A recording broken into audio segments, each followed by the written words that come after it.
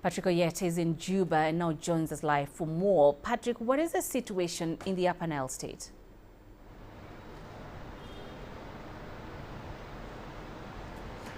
Penina, in Upper Nile State, part of the state is calm because Upper Nile State, first of all, borders two countries. It borders Sudan in the north, and then in the east, it borders Ethiopia. So the other part is calm, and also Upper Nile State has oil. It has oil, what we call here Block 3 and Block 5 in Maban and in Melut.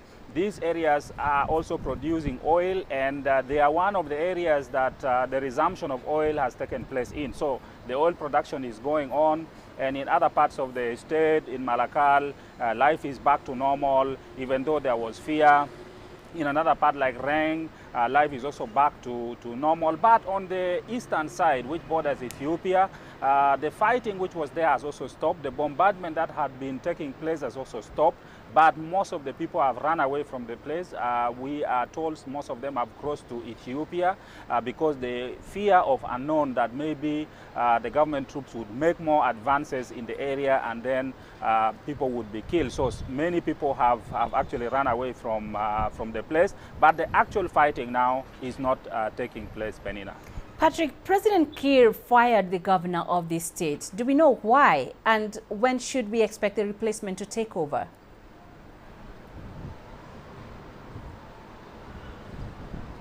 Penina, the president fired the former governor, and he actually already made a replacement. However, this replacement has brought issues because the replacement has come from President Kiir's party.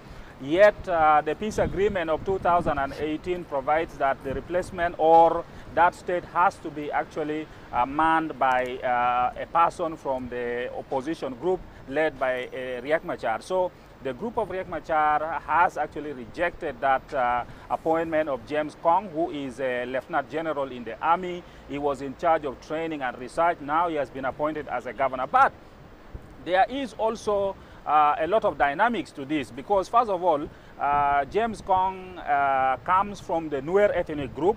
And James Koang not only comes from the Nuer ethnic group, but he also comes from Nasir.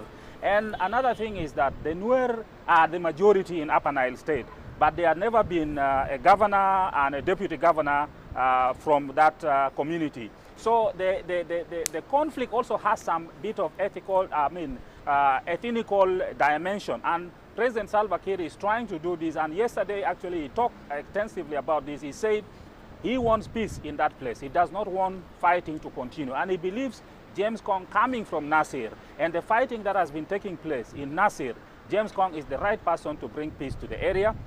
And James Koang himself has said he has already made contacts with the leaders of the White Army and also the chiefs, the local chiefs in the area. And one of his objectives is to go to Malakal and from Malakal proceed to Nasir, not to fight but to talk to people. So there's a bit of hope now among people that peace will return. However, the opposition that is led by Dr. Riek Machar is protesting the appointment. They wanted somebody to come from their party, which is their right because the agreement provides that somebody has to come from their party. If at all there was supposed to be any change, then that change means they have to be consulted, and they say they were not consulted, Penina.